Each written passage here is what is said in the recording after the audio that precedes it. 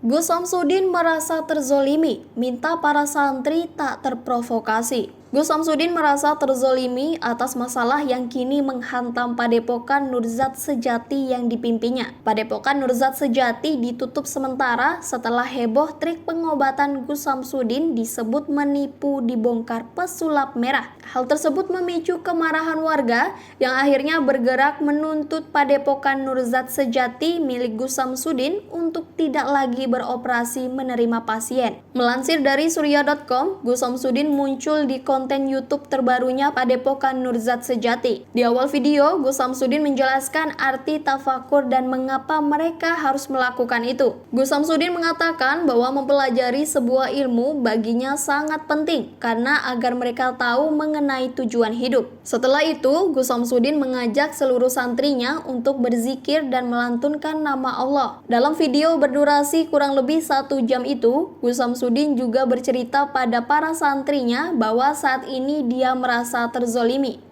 Ini merujuk pada kejadian yang beberapa hari ini menimpanya, termasuk serangan dari pesulap merah, juga aksi warga desa yang meminta Padepokan Nurzat Sejati untuk ditutup. Dia kemudian meminta pada santrinya untuk bisa menahan diri dan tidak terprovokasi dengan kabar berita yang ada. Bahkan ketika mereka mau membakar atau menghancurkan padepokan, jangan ada yang bertindak hingga membalas.